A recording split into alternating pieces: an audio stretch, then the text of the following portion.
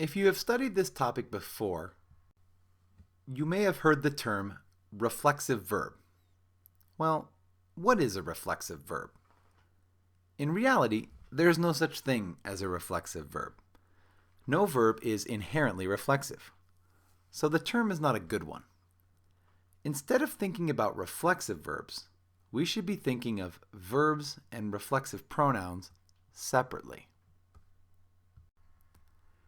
Verbs are a tool that we use to describe an action, and reflexive pronouns are another tool that we use to modify that action. Looking at it this way not only makes the grammar more straightforward, but it also improves your ability to apply the grammar correctly.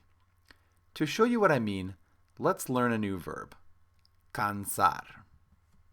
Cansar means to tire or to make tired. Now, you can just use this as you would any other verb. For example, you can say, esta clase me cansa. This class makes me tired.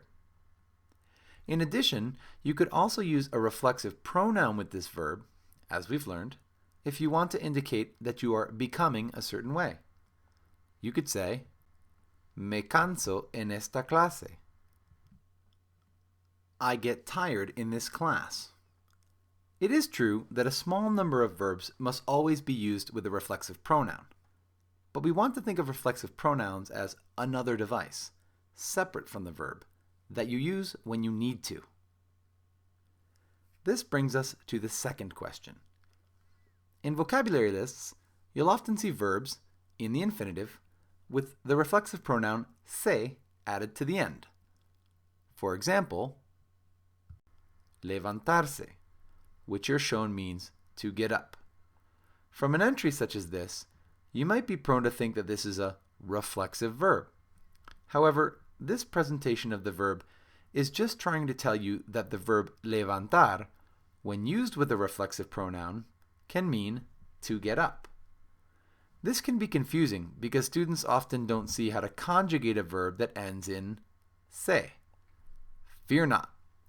When you see an entry like this, just remove the se and conjugate normally, remembering to place the reflexive pronouns before the verb.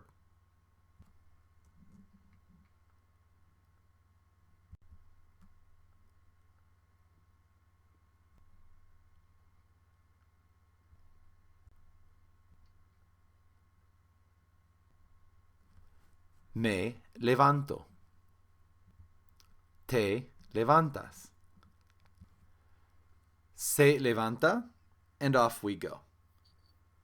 This convention can also be misleading because it can obscure other meanings of the verb. For example, when you see levantarse as to get up, you don't see that levantar without a reflexive pronoun means to lift. So just be aware that sometimes this type of vocabulary listing doesn't show the whole picture. Most dictionaries will tell you when a verb translates differently when used with a reflexive pronoun. They'll say something like this. Levantar means to lift or to get up when used with a reflexive pronoun.